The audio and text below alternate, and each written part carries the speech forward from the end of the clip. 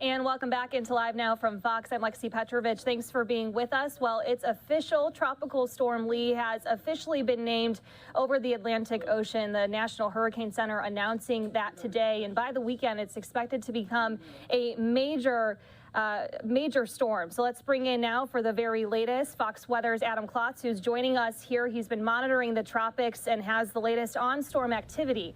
Hi, Adam.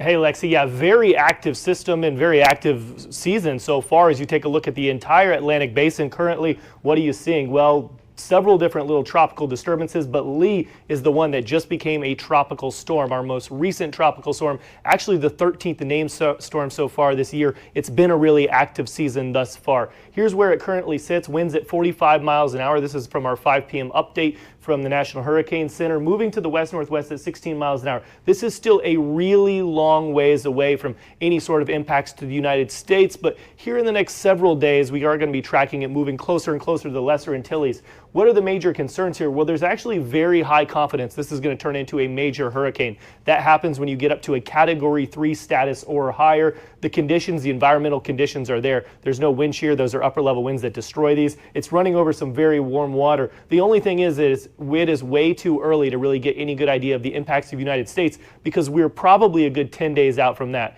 Here's what we're currently looking at with our forecast track. The winds are going to quickly intensify, jumping up to 70 miles an hour by Wednesday evening, and you see this only continue to climb. By the time you get up to 145 miles an hour, that's Sunday evening, that would be a Category 4 hurricane. So that is a powerful major storm. But these are your Lesser Antilles. That's the island of Puerto Rico. As you can currently tell, the storm's track and everything within this red is a little bit of an area of indecision. It's a cone of uncertainty. So the track could be anywhere in there. You do see on the very southern edge of that track, you're beginning to brush up against some of these islands, the U.S. Virgin Islands over towards Puerto Rico, all areas where you could see this storm. But here's a forecast graphic that really shows the winds. And what you'll notice as you approach the islands is actually the strongest winds are always on the northeastern side of the storm. It's going to be passing all of the islands there on the south. So even though this storm could pass by fairly closely, you could be feeling some impacts from it. Actually, the strongest part of this storm is going to stay to the north, and really those winds aren't going to have a huge impact. Here's what all of our models look like. This is actually not all that common where you see these different models in such good an agreement, but currently they are. So we have a pretty good idea that this storm is going to ultimately move just to the north of some of these Caribbean islands. The only question is what happens after this? The thing is, that's taking all the way Sunday night. That's a really long ways away when it comes to tropical storm forecasting. There's a lot of indecision left at that point.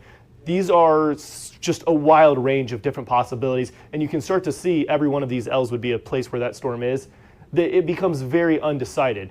It could still impact the United States, but a lot of our models are taking it back out to sea. That's just something we can't say with certainty just yet. Everything here in the yellow, though, that is where the water's really warm. That would fuel these storms, allow them to become more powerful. And you did notice that path of the storm is staying in the yellow the entire time. It's going to be a storm that's able to strengthen.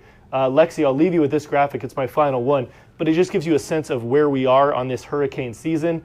As this begins to climb, this is when historically we see the most tropical activity. September 10th, that is the peak of the season, but the entire month of September is incredibly active. Even the first half of October is pretty active. So it's a busy season. It has been one, and it looks as though we still have a long ways to go.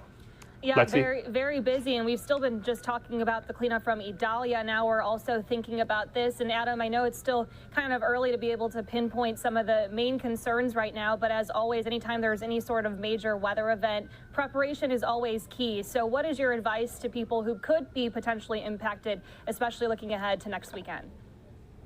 So there is the really big question, and I think at this point, there is no preparation you can really do. I can actually go back a couple of graphics because I do think it's going to tell us the story. Right here, I'm going to get back to it. Right here, this is taking you into Sunday evening.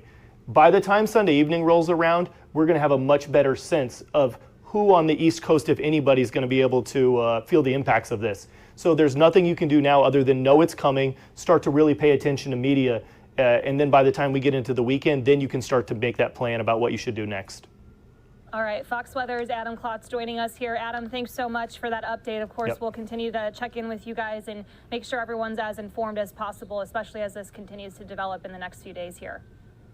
Of course, stay safe. All right, thanks so much to Adam and our team at Fox Weather here. As always, you can stay up to date with them. They are your hurricane headquarters for all things tropics and weather news. You can always stream it on your favorite connected device, and it's always on and always free and accessible to you.